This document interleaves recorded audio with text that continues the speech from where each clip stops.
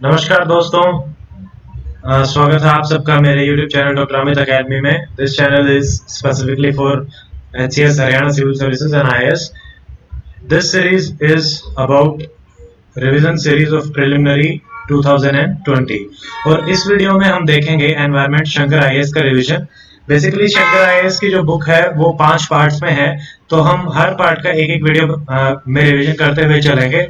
So let us start with the first part and the first chapter. So as you can see, ये है पहला chapter. तो इसमें ये मेरे खुद के नोट्स हैं जो मैं आपको दिखा रहा हूँ, जैसे 1 2।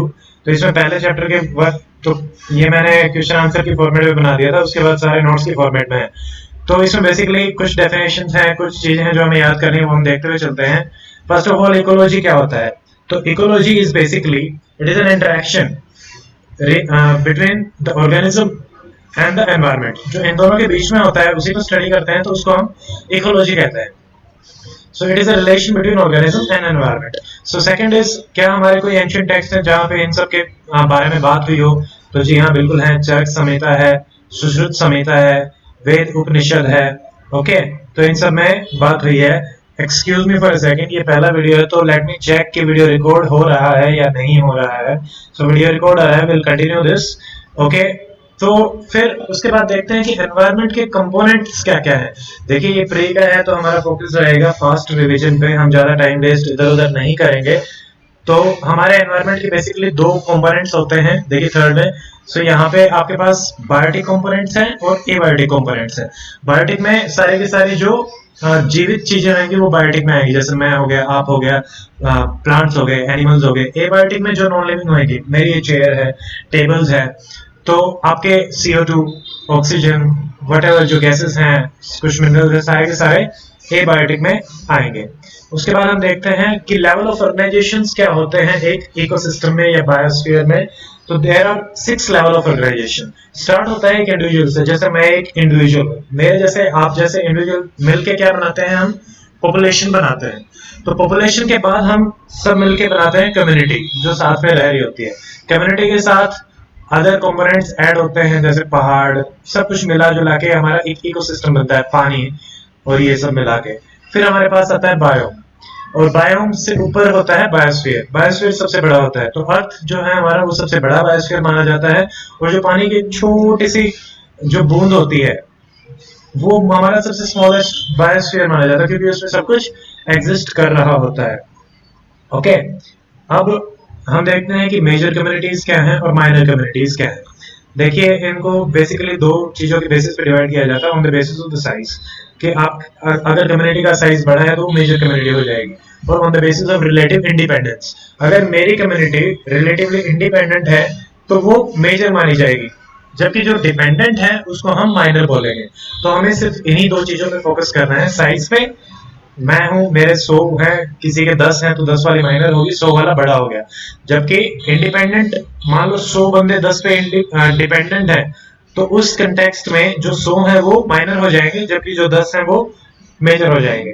ओके, देन इकोसिस्टम क्या है? Ecosystem is the structural and functional unit of biosphere. यही स्ट्रक्चर बनाता है बायोस्फीयर का, और यही इसी के फंक्शन के थ्रू बायोस्फीयर काम करता है। अब हम देखिए गैसेस इन द एटमॉस्फेयर क्या क्या है हमारे पास।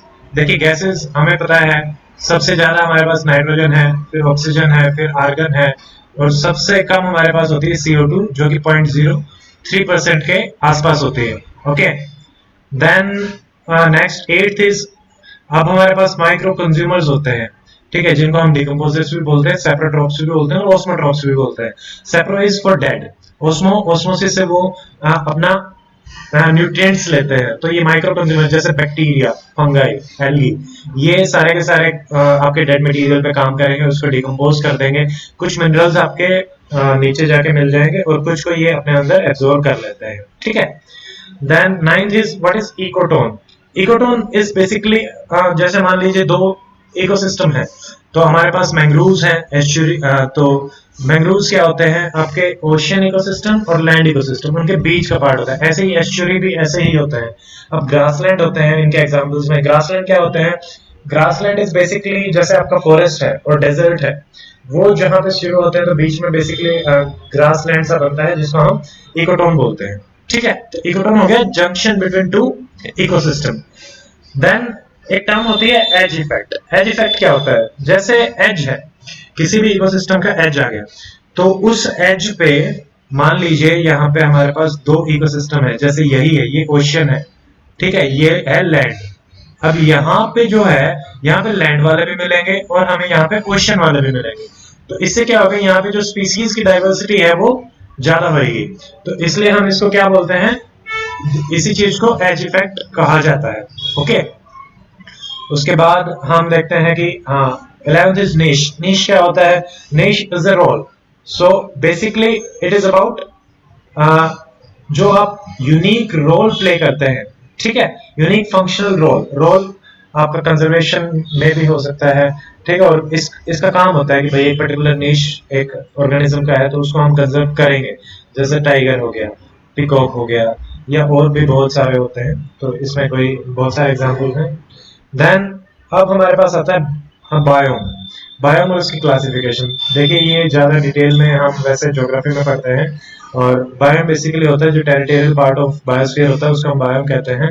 इसके अगर हम क्लासिफिकेशन में जाएंगे, देखिए क्लासिफिकेशन में बेसिकली अपना जो अर्थ है, अर्थ में यहाँ पे हम शुरू करते हैं, ट्रॉपिक्स हैं, ठीक है, टेम्परेट है, फिर टैगा है, टुंड्रा है, तो ये आपके बेस बायोस्फीयर्स हैं जो इसके क्लासिफिकेशन आ जाएंगे। ठीक है, बोरियल फॉरेस्ट क्या होते हैं, जो आपके टैगा फॉरेस्ट होते हैं ना, जो यहाँ पे मिलते हैं, ठीक है, उनको बोलते हैं हम टैगा फॉरेस्ट। और यहीं पे लास्ट जो ट्रीज की लाइन होती है वो भी यहीं पे ही होती है, ठीक है, इसको हम टिम्बर लाइन भी बोलते हैं। इसके बाद क्या है कि बायोडाइवर्सिटी बहुत ही कम हो जाती है, तो वो उतना ऑर्गेनिज्म होते नहीं है वहां पे, ट्रीज भी नहीं होते हैं। ठीक है, अब हम देखते हैं कि एक्वेटिक जोन्स क्या होते हैं। देखिए बेसिकली आपके तीन टाइप के एक्वेटिक्स होंगे, जिसमें फ्रेश वाटर आएगा, मैरीन आएगा और एस्चुरी आएगा। फ्रेश वाटर में अप्रोक्सीमेटली 5 पीपीटी आपका सॉल्ट होता है, या उससे कम होता है, पीपीटी इज पार्ट पर 1000। जबकि जो आपका मैरीन होता है उसमें होता है हमारा 35 एंड अबव, यहाँ पे 5। ओके, और एस्चुरी में दोनों के बीच का मिक्सचर होता है, वो एस्चुरी आ जाएगा। ठीक है, 15th is lentic and lotic. देखिए इसकी एक ट्रिक है। लैंटिक हम किसको बोलते हैं, देखिए लोटिक, जो लोट के चलता है वो हो गया लोटिक, तो जो फ्लोइंग वाटर है that is lotic. And lentic is जो स्टैटिक होता है, तो स्टैटिक वाटर जो होगा उसमें इन्फेक्शन के चांसेस भी, मतलब उसके स्टैग्नेंसी की वजह से वो खराब जल्दी हो जाता है। फिर हमारा आता है एस्चुरी। एस्चुरी क्या होता है, जहाँ पे फ्रेश वाटर और मैरीन वाटर मिलते हैं, उसके मीटिंग पॉइंट में हम एस्चुरी कहते हैं। एस्चुरी बहुत ही प्रोडक्टिव इकोसिस्टम होते हैं, इनके बारे में डिटेल में हम आगे देखेंगे। देन हम देखते हैं कि extent of life below and above the sea level. देखिए सी लेवल के बिलो 200 मीटर तक आपकी लाइफ मिलती है, और above the sea level 600 metre तक आपकी लाइफ मिलती है। देखिए टिम्बर लाइन है, ये हमने देख लिया। ठीक है, पॉलीब्लैंड, बिटुमेन, इनका कोई काम नहीं है इतना। इकोसेंट्रोइड क्या होता है, ये होता है इकोलॉजिकल सैनिटाइजेशन। ठीक है, तो बेसिकली यहाँ पे आप पानी का कम से कम यूज होता है, ऑलमोस्ट नील, और यहाँ पे आपके पास बैक्टीरिया होते हैं जो कि उस पर काम करते हैं और इसको डिकम्पोज करते हैं, तो वो हमारे आते हैं इकोसेंट टॉयलेट में। ओके, देन हम देखते हैं कि यूट्रोफिकेशन क्या होता है। You means good, trophic is nutrition, तो जहाँ पे अच्छा न्यूट्रिशन होता है उसकी वजह से जो चेंजेस आते हैं लेक में या वाटर बॉडीज में, उनको हम यूट्रोफिकेशन बोलते हैं। ये नेचुरल भी हो सकता है, तो इसमें आप देखेंगे कि नेचुरल एजिंग जो कि नेचर के हिसाब से तो ये बहुत ही लंबे टाइम में होती है, डिटेल में हम आगे देखेंगे। जबकि जो ह्यूमंस की वजह से होता है उसको हम बोलते हैं कल्चरल यूट्रोफिकेशन। ठीक है, इनमें न्यूट्रिएंट्स बढ़ेंगे, आपके पौधे वहां पे उगने लग जाएंगे भिन्न भिन्न प्रकार के, और इसको आप पानी वाला जो आपका इकोसिस्टम है वो एक लैंड इकोसिस्टम में कन्वर्ट हो जाएगा। ठीक है, और यूट्रोफिकेशन से ये चेंजेस आते हैं। ओके, तो हमारा पहला जो चैप्टर है वो हमारा कंप्लीट हो गया है। Let's move to the next chapter, जो कि है फंक्शन ऑफ इकोसिस्टम। हमने बेसिक टर्म हमने देख ली है, तो फंक्शंस पे आते हैं। देखिए मेनली इकोसिस्टम जो है वो 3 टाइप के फंक्शंस प्ले करता है। ओके, यहाँ पे वो या तो आपको एनर्जी देगा, जैसे सन है वो आपको एनर्जी देता है, या आपके प्लांट्स है, आप प्लांट्स को खाते हो एनर्जी मिलती है। ठीक है, फिर न्यूट्रिएंट आपको इकोसिस्टम से मिलते हैं, न्यूट्रिशन। ठीक है, energy, nutrition, and then third function is about succession. Okay, succession is जैसे एक स्टेज से दूसरी स्टेज, दूसरी से तीसरी स्टेज।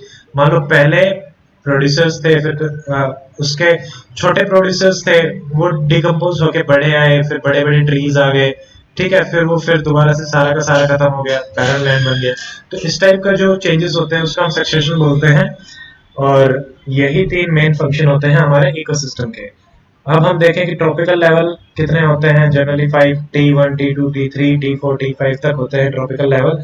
और इसमें हम जब देखते हैं तो बेसिकली सबसे जो शुरू में हमारे जो ट्रॉपिकल लेवल में पाए जाते हैं वो पाए जाते हैं प्रोड्यूसर्स, और सबसे लास्ट में पाए जाते हैं कंज्यूमर्स। ठीक है, primary producers, then primary consumers, secondary consumer, top consumers, like this. अब हम देखें कि फूड चेन। देखिए फूड चेन क्या होता है। फूड चेन इज अबाउट किसी ने, मान लो कोई नॉन वेजिटेरियन, वो खाता है चिकन, चिकन खाता है कुछ भी घास फूस, और घास फूस बनती है हमारे न्यूट्रिएंट से। तो ये फूड चेन है, घास, चिकन, नॉन वेजिटेरियन पर्सन। तो ये होता है आपका फूड चेन। फूड चेन आपकी बेसिकली हम देखते हैं कि दो टाइप की होती है। ग्रेजिंग जैसे खाने से ही शुरू होती है, डेट्राइटिस जो डेड मटेरियल से शुरू होती है। ग्रेजिंग आपकी टेरिटरी मतलब जमीन पे भी मिल सकती है और एक्वाटिक भी मिल सकती है, और एक्वाटिक में मेनली ग्रेजिंग ही मिलेगी, जबकि जो डेट्रिटस है वो टेरिटोरियल में मिलेगी, क्योंकि जनरली हम देखते हैं कि कोई भी डेड कंपाउंड है वो लैंड पे पड़ा हुआ, उसके ऊपर डिकम्पोज हुआ, और ऐसे फूड चेन शुरू हुई। ठीक है, एक न्यूट्रिएंट एक ऑर्गेनिज्म से दूसरे ऑर्गेनिज्म में गए। देन उसके बाद हमारा आता है फूड वेब। जब बहुत सारी फूड चेन कनेक्ट हो जाती है उसको हम बोलते हैं फूड वेब, और इससे आपके चांसेस ऑफ सर्वाइवल जो है वो भी बहुत ही बढ़ जाते हैं। ठीक है, क्योंकि ऑब्वियसली आपके पास फूड ऑप्शन ज्यादा होंगे तो चांसेस ऑफ सर्वाइवल बढ़ेंगे ही, इसमें कोई ज्यादा समझने वाली भी बात नहीं है, कॉमन सेंस। फिर सिटेशियंस। सिटेशियंस क्या होते हैं। सिटेशियंस होते हैं जैसे डॉल्फिन, प्रोपोसिस और व्हेल। इनमें ना ही कोई हिंडलिंग्स होते हैं ना ही ब्लॉक होल्स होते हैं, ये आपको ध्यान रखना है बस, ये एक फैक्ट है। Ecological pyramids. इकोलॉजिकल पिरामिड्स हमारे क्या होते हैं, तो इसमें अलग अलग टाइप के इकोलॉजिकल पिरामिड्स होते हैं। इसमें आपके, एक सेकेंड, हाँ जी ठीक है जी, ठीक है, वो सुबह मैं खोल दूंगा। Okay, sorry for the disturbance. And अब हम देखते हैं, देखिए इकोलॉजिकल पिरामिड्स हम बनाते हैं बेसिकली तीन टाइप के पिरामिड। पिरामिड क्या होता है कि आपने कुछ डिसाइड किया, जैसे नंबर का पिरामिड हो सकता है, नीचे वाले ट्रॉपिकल लेवल में कितने नंबर मिल रहे हैं, उससे ऊपर कितने मिल रहे हैं, उससे ऊपर कितने मिल रहे हैं। तो जो नंबर और जो मास है वो वेरी कर सकते हैं। ठीक है, ये अपराइट भी हो सकता है, इन्वर्टेड भी। अपराइट मतलब नीचे सबसे ज्यादा, उससे कम, उससे कम, उससे कम, जबकि ये ऊपर नीचे भी हो सकता है, और टेढ़े मेढ़े भी हो सकते हैं। ठीक है, तो ये कैसे भी हो सकते हैं। जबकि जो एनर्जी का पिरामिड होगा इट इज ऑलवेज अपराइट, और ये सवाल आ भी चुका है यूपीएससी में कई बार। तो इसमें क्या आएगा, क्योंकि एनर्जी हर लेवल पे डिक्रीज होती जाती है। ठीक है, 10% ही पहुंचती है, तो वो डिक्रीज होती जाएगी। मान लो यहाँ पे 1000 थी, तो 1000 से 100 रह जाएगी, 100 से 10 रह जाएगी, 10 से 1 रह जाएगी। So it will always be upright, ये चीज आपको ध्यान रखनी है। ठीक है, फिर आता है बायोमास। बायोमास क्या होता है, biomass is basically dry weight. ठीक है, उसमें से पानी वगैरह आप निकाल दोगे एट ए पर्टिकुलर टाइम, तो हम उसको बोलेंगे बायोमास। ठीक है, स्नेक्स में होती है जैकबसन्स ग्लैंड, जिनका काम क्या होता है, स्मेल का काम होता है। ओके, अब हमारे पास एक टर्म है बायो मैग्निफिकेशन। एंड ये क्या होता है, देखो दो चीजें हैं, bio accumulation and bio magnification. जब कोई चीज पहली बार किसी के अंदर आती है वो हो गया अक्यूमुलेट। ठीक है, पर उसको किसी दूसरे ऑर्गेनिज्म ने खा लिया तो उसमें और ज्यादा अक्यूमुलेट हो जाएंगे। मान लो 4 खरगोश थे, उनको किसी ने खा लिया, शेर ने खा लिया, इनमें थोड़ी थोड़ी क्वांटिटी में था, पर यहाँ पे जाके 4 की क्वांटिटी यहाँ हो गई, अक्यूमुलेट थी ना।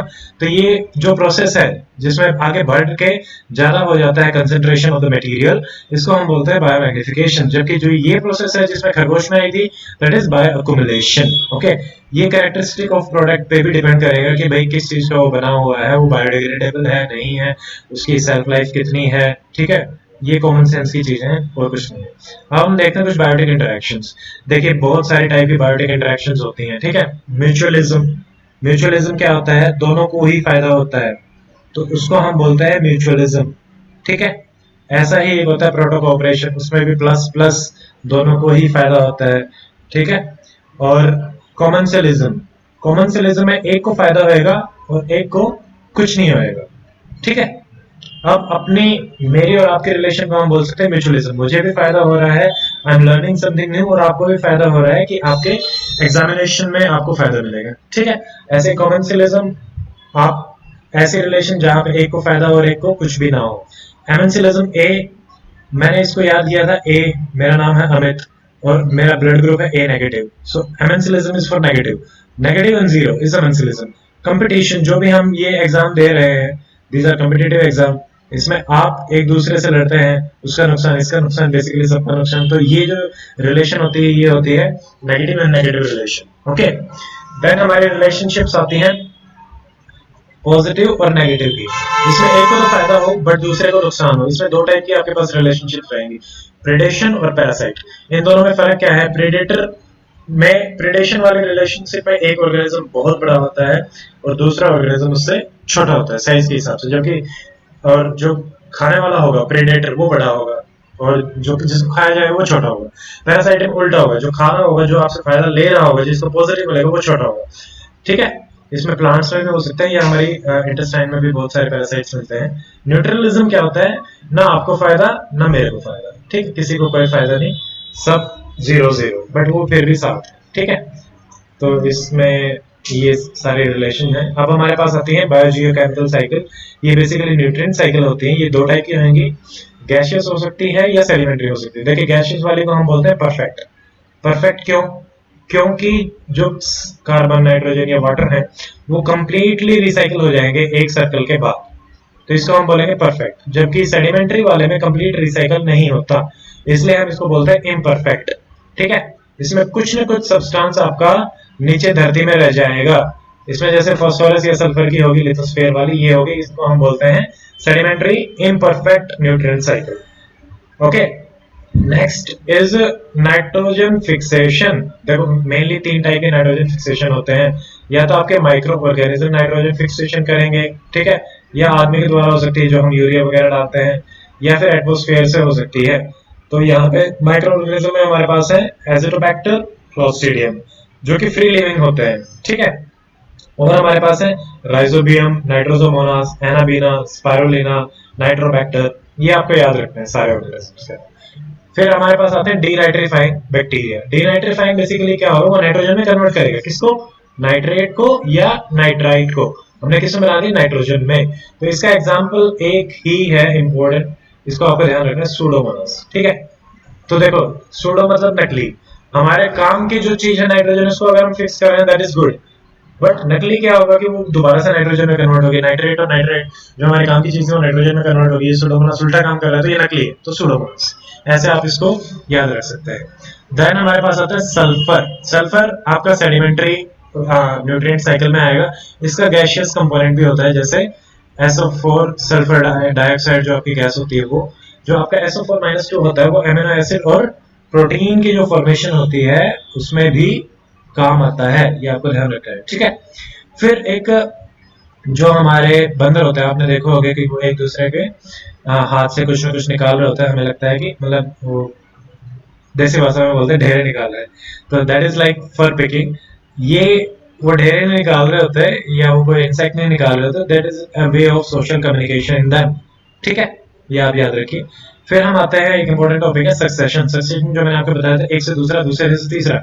इसमें जो सबसे पहला होता है उसको हम बोलते हैं पायोनियर कम्युनिटी, ठीक है, और जो लास्ट होता है उसको बोलते हैं क्लाइमैक्स कम्युनिटी। इनके बीच वाली जो स्टेजेस होती हैं वो होती है सीरे और सीरम, और ये सारी की सारी होती है सक्सेशन स्टेजेस, सारी स्टेजेस, ठीक है। अभी दो टाइप होता है, प्राइमरी और सेकेंडरी। प्राइमरी होएगा आपकी लैंड बिल्कुल बैरन लैंड है, यहाँ पे शुरू हो रहा है, ठीक है, तो इसमें ऑब्वियसली टाइम ज्यादा लगेगा। जबकि सेकेंडरी यहाँ पे पहले कुछ था, डिकम्पोज हो गया, फ्लड आ गई, आग लग गई, अब इसमें होएगा तो वो होएगा सेकेंडरी। ये ऑब्वियसली फास्ट होएगा, आपके पास सब कुछ है ही पहले से ही, तो ये फास्ट हो जाएगा, ये आपका होगा सेकेंडरी। अब देखो इनमें क्या होगा कि एक से दूसरे पे अपन जाते हैं ना, तो कंपटीशन बढ़ता है, नंबर ऑफ ऑर्गेनिजम्स बढ़ते हैं, डाइवर्सिटी बढ़ती है, कॉम्प्लेक्सिटी बढ़ती है, स्टेबिलिटी ऑफ द इकोसिस्टम या फूड वेब्स बढ़ेंगे, फूड चेन बढ़ेंगे तो वो भी बढ़ेगी, प्रोडक्टिविटी भी बढ़ेगी, ठीक है। तो बेसिकली यहाँ पे आपके पास सारी की सारी चीजें जो है वो बढ़ेंगी, ठीक है। निश डेवलपमेंट भी होगा और ज्यादा से ज्यादा specialised unique kind of functions evolve होके आएंगे, ठीक है। अब हम देखते हैं टाइप्स ऑफ सक्सेशन कैसे हो सकते हैं। ऑटोजेनिक, सेल्फ इंड्यूस्ड, मतलब जो वहां पे था उसी ने अपने आप को मार लिया, और उसकी वजह से वहां पे फिर अब सक्सेशन शुरू हो रहा है, अगली आपकी कम्युनिटी आ रही है, वो हो गया ऑटोजेनिक सक्सेशन। फिर हमारे पास होता है एलोजेनिक। एलोजेनिक इज बेसिकली अगर बाहर से कोई फोर्सेस है, खुद ने नहीं मारा, बाहर वाले ने मार दिया, तो वो हो गया आउटसाइड एलोजेनिक। ठीक है, auto means self, allo means outside, other. फिर आपको ऑटोट्रोपिक हो सकता है और हेटरोट्रोपिक भी हो सकता है, जिसमें खुद अगर खाना बनाने वाले से शुरू हो तो ऑटोट्रोपिक, और खाना किसी से खाने वाले से शुरू हो तो हेटरोट्रोपिक। ये कौन से हो जाएंगे आपके, अगर डिकम्पोजर्स जो होते हैं, जो दूसरों से खाना लेते हैं, वहां से अगर शुरू होता है तो ये हमारा होता है हेटरोट्रोपिक सक्सेशन। ठीक है, और ये चीज आपको ध्यान रखनी है, मिडल ऑफ द कॉन्टिनेंट, जैसे मान लो ये एशिया है, यहाँ के जो बीच वाला जो है, वहां पे सबसे ज्यादा फास्ट सक्सेशन होगा। क्यों? क्योंकि यहाँ पे हर जगह से मटेरियल आ रहा है और वो आके जमा हो जाता है, तो यहाँ पे डाइवर्सिटी भी ज्यादा होगी और सक्सेशन भी ज्यादा होगा। ठीक है, अब हम अगला चैप्टर देखते हैं, चैप्टर 3, टेरेस्ट्रियल इकोसिस्टम। देखिए ये जमीन वाला होता है, तो जमीन में कोई भी चीज उड़ती है, चाहे वो प्लांट हो या पशु हो, तो वो सब हमारे टेरेस्ट्रियल इकोसिस्टम में आएंगे। यहाँ पे सबसे इंपॉर्टेंट लिमिटिंग फैक्टर जो होते हैं ना हमारे, जैसे प्लांट के लिए हम देखें, टेम्परेचर बढ़ेगा घटेगा तो उसमें नुकसान होगा, रेनफॉल ज्यादा हो रही है कम हो रही है, तो ये बेसिकली आपके दो चीजें हो गई जो सबसे ज्यादा इफेक्ट करते हैं।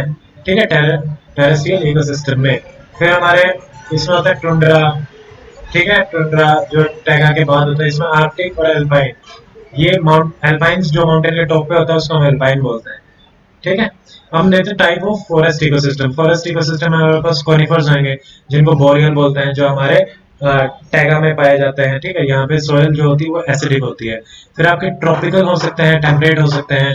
ट्रॉपिकल वाला हमें पता ही है, ट्रॉपिक ऑफ कैंसर और ट्रॉपिक ऑफ कैप्रिकॉर्न के बीच में जो मिलता है वो ट्रॉपिकल हो गया।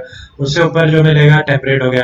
टेम्परेट में हमारे पास दो हैं, टेम्परेट डेसिडुअस या evergreen, depending upon the rainfall. तो जो आपके मेडिटेरियन है वो एवरग्रीन में आते हैं। देखिए डिटेल में हम देखेंगे ज्योग्राफी में, अभी जल्दी जल्दी देख लेते हैं। टेम्परेट में भी ऐसे ही, जैसे रेनफॉल के बेसिस पे अगर ज्यादा है तो टेम्परेट रेन फॉरेस्ट या टेम्परेट सीजनल जो मानसूनल होंगे, इंडिया में हमारे ये ज्यादा पाए जाते हैं। ठीक है, इंडियन फॉरेस्ट फंक्शंस हमें सबको पता है, देखो फॉरेस्ट से क्या क्या मिलेगा ये हम डिस्कस नहीं करेंगे। अब इंडियन फॉरेस्ट में हम देखेंगे जैसे ट्रॉपिकल। ट्रॉपिकल में हमारे पास होते हैं wet evergreen, semi evergreen, tropical moist, deciduous, जिनके पत्ते गिरते हैं वो होते हैं डेसिडुअस, एवरग्रीन जिनके पत्ते नहीं गिरते। वेट वाले में ज्यादा रेनफॉल होगी, सेमी वाले में कम होगी, ये इसी तरह मॉइस्ट में ज्यादा होगी, ड्राई में कम होगी, ड्राई डेसिडुअस। देखो ये मॉइस्ट डेसिडुअस ये सबसे ज्यादा पाए जाते हैं through out the India. Dry deciduous mainly पाए जाते हैं नॉर्थ इंडिया में, क्योंकि यहाँ पे थोड़ा ड्राई होता है। ड्राई एवरग्रीन ये हमारे पाए जाते हैं तमिलनाडु, आंध्र प्रदेश, कर्नाटक में। क्यों? क्योंकि यहाँ पे जो रिट्रीटिंग मानसून होता है वहां से भी रेनफॉल होती है, तो यहाँ पे हमेशा रेनफॉल चलती रहती है, इसलिए ये यहीं पे ही ज्यादा पाए जाते हैं। ठीक है, ट्रॉपिकल के फिर हमारे थॉर्नी फॉरेस्ट रहेंगे। फिर अपने आते हैं सब ट्रॉपिकल। इसमें जैसे हम माउंटेन पे ऊपर चढ़ते जाते हैं ना, तो ट्रॉपिकल सब ट्रॉपिकल टेम्परेट ऐसे बढ़ेंगे, तो उससे आप ध्यान रख सकते हो। तो इसमें ब्रॉड लीव्स, ठीक है, पाइन, ड्राई एवरग्रीन, तो ब्रॉड लीफ वेस्टर्न घाट, ईस्टर्न घाट, साइलेंट वैली में मिलेंगे। ड्राई एवरग्रीन हमारे शिवालिक्स में मिलेंगे। फिर आपके मोंटाने, ये भी आपके एक टाइप ऑफ इंडियन फॉरेस्ट है। ठीक है, ये आपको ध्यान रखना है कि रोडेंटेरॉन जो है वो साउथ में भी मिलता है, हिमालय में भी मिलता है, साउथ में भी मिलता है। ठीक है, हिमालय में हमारे पास दो टाइप के मिलेंगे। हिमालय में हमारे पास है मॉइस्ट टेम्परेट, देन हमारे पास है ड्राई टेम्परेट। तो मॉइस्ट टेम्परेट में कौन कौन से मिलते हैं? Fern and bamboo. ड्राई में मिलते हैं कॉनिफर्स। देखो ये थोड़ा सा ना ऐसे रटने वाला टॉपिक है, ये आपको याद रखना पड़ेगा। मैंने इसको जो जो चीजें बस ध्यान रखनी है वो इम्पोर्टेंट इम्पोर्टेंट मैंने आपको बता दी है। ठीक है, फिर हमारे पास आता है लिटोरल या स्वैम्पी। स्वैम्पी एरिया होता है जो आपके रिवर के आसपास वाला होता है, वो स्वैम्पी एरिया होता है। देखो इसकी एक ट्रिक है, मार्श और स्वैम्प में क्या अंतर होता है? दोनों में ग्रास भी होगी और ट्री भी होगा।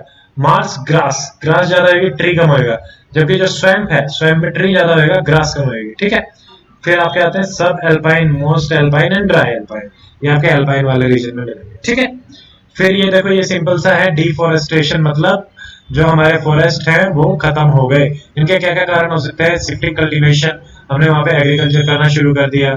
ओके, डेवलपमेंटल जो प्रोजेक्ट है हमारे, उनकी वजह से हो सकता है। हमने फ्यूल ले लिया, रॉ मटेरियल वहां से ले लिए, ग्रेजिंग ज्यादा करवा दी, एग्रीकल्चर, माइनिंग, अर्बनाइजेशन, ये जनरल चीजें हैं, इनमें ज्यादा हम जाएंगे नहीं। ठीक है, अब हमारे पास है ग्रासलैंड इकोसिस्टम। देखो ये बहुत सारे हैं, बहुत कंफ्यूजिंग है। तो यहाँ से सवाल आता भी नहीं है इतना, ठीक है। तो यहाँ पे ये आप देख रहे हैं मैप जिसमें नंबर 1 है, देखिए वेस्टर्न राजस्थान में मिलते हैं स्टेपीज, और राजस्थान के ईस्टर्न और सेंट्रल पार्ट में आपके मिलते हैं स्वान। तो ये टाइप्स में देखो 1 2 3 4, 1 जो हमारे हैं ये है ऊपर की तरफ, तो ये आएंगे अपने यहाँ पे 1। तो इसमें कौन सी मिलती है, ये देख लो, शेरमिया डाइकैंथियम, ये सेमी एरिड जोन में मिलेगी। फिर पार्ट 2 में डाइकैंथियम लिटोरस, ये ड्राई सब ह्यूमिड में। फिर ये मिलेंगी, ये इंपॉर्टेंट नहीं है, we can leave it, okay. तो हम आते हैं डायरेक्टली इस पे, देखो झांसी हमारा एक इंस्टीट्यूट है, ग्रासलैंड एंड फोल्डर इंस्टीट्यूट।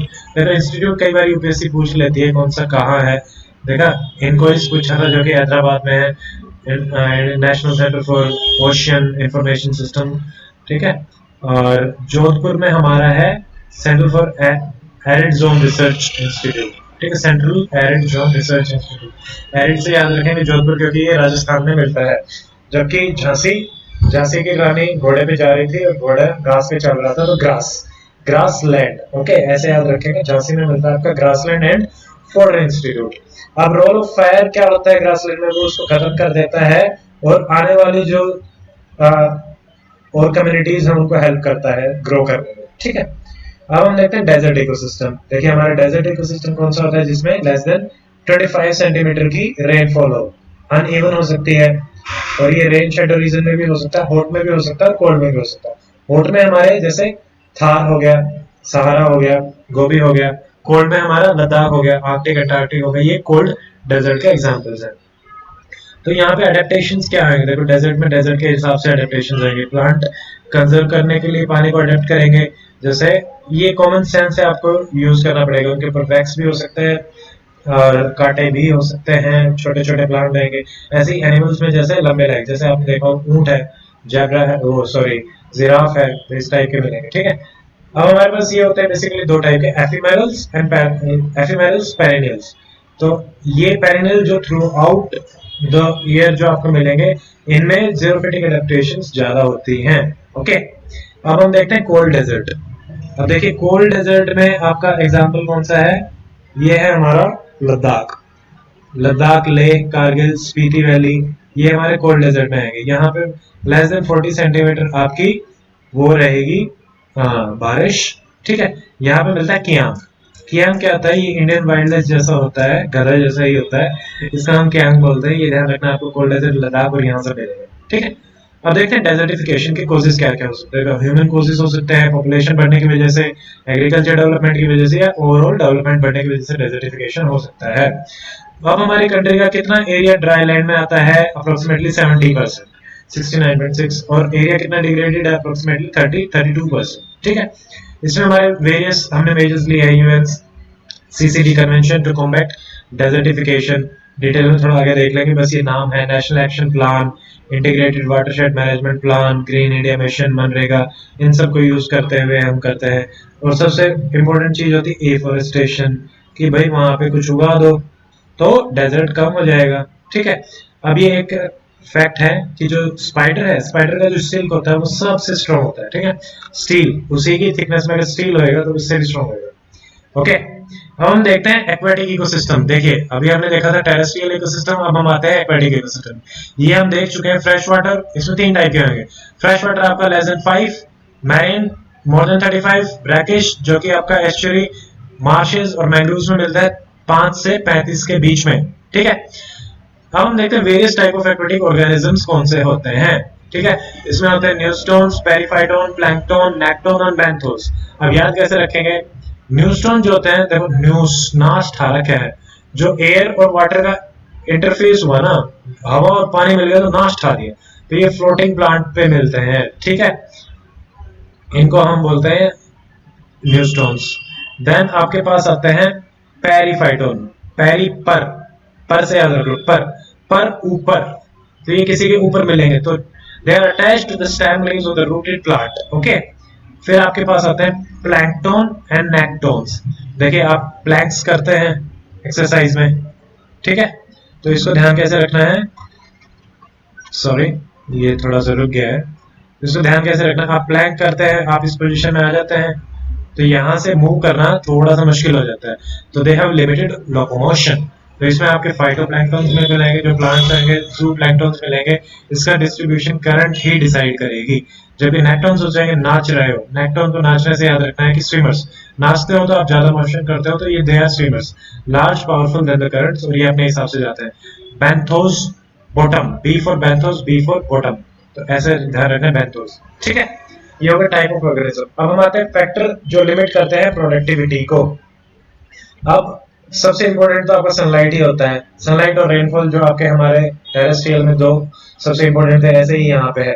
तो फोटिक जोन जहाँ पे सनलाइट अच्छी पहुंच जाती है, एफोटिक जोन जहाँ पे थोड़ी सी कम पहुंचती है, लेस देन 10% जो होती है, फोटिक में अच्छी होती है। तो फोटिक में फोटोसिंथेसिस भी होएगा क्योंकि प्लांट अपना काम करेंगे। रेस्पिरेशन तो देखो हर जगह होता है, ठीक है।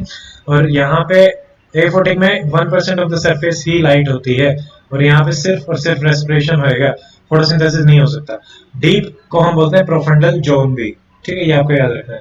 बैंथोस ऑर्गेनिज्म होते हैं और जोन है प्रोफंडल जोन।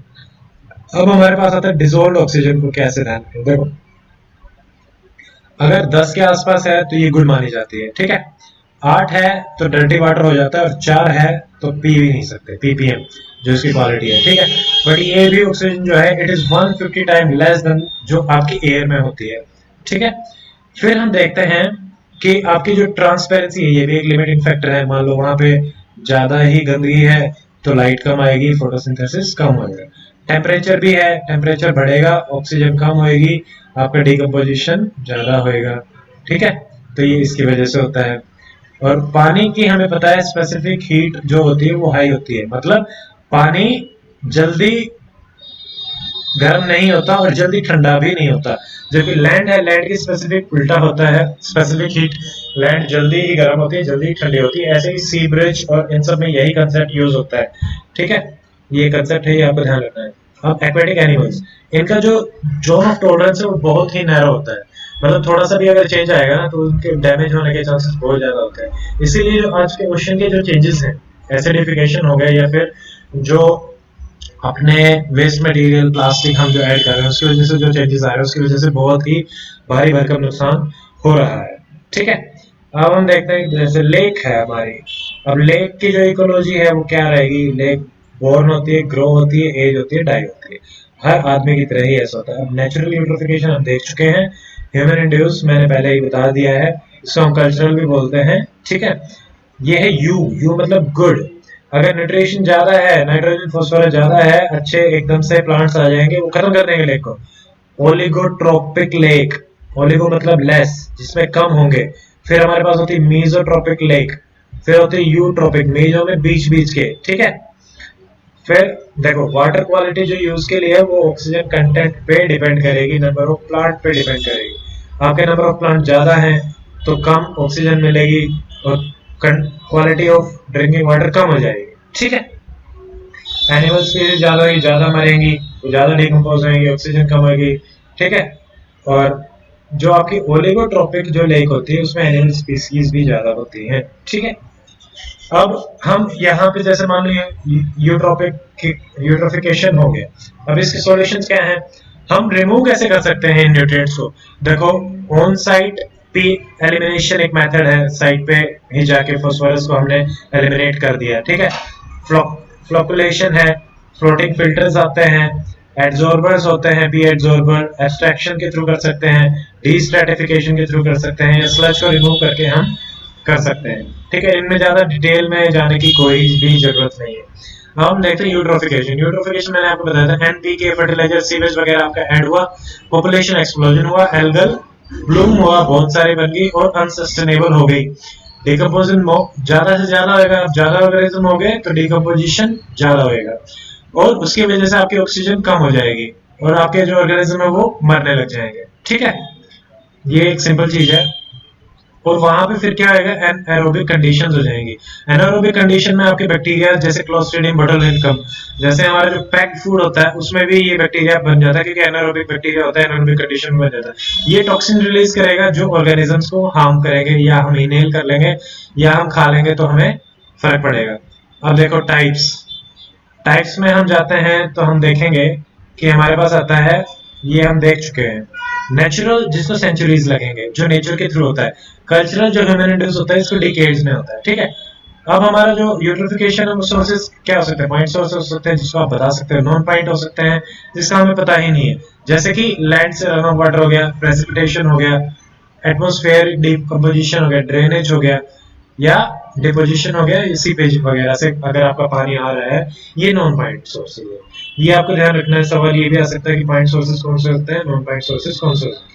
पॉइंट सोर्सेज आपको देखते ही पता चल जाएंगे, ठीक है, जैसे इंडस्ट्रीज होती हैं वो पॉइंट सोर्सेज होते हैं, हाउसेज होते हैं वो पॉइंट सोर्स होते हैं। इसके इफेक्ट क्या होंगे, देखो इफेक्ट यूट्रोफिकेशन के इफेक्ट में अगर हम जाते हैं तो आपका सारा का सारा इकोसिस्टम चेंज हो जाएगा, एक्वेटिक, टेरेस्ट्रियल, ठीक है, और बायोडाइवर्सिटी हमारी घट जाएगी, क्योंकि पहले ज्यादा प्लांट थे, अब एक ही आके उसने सारा कुछ खत्म कर दिया।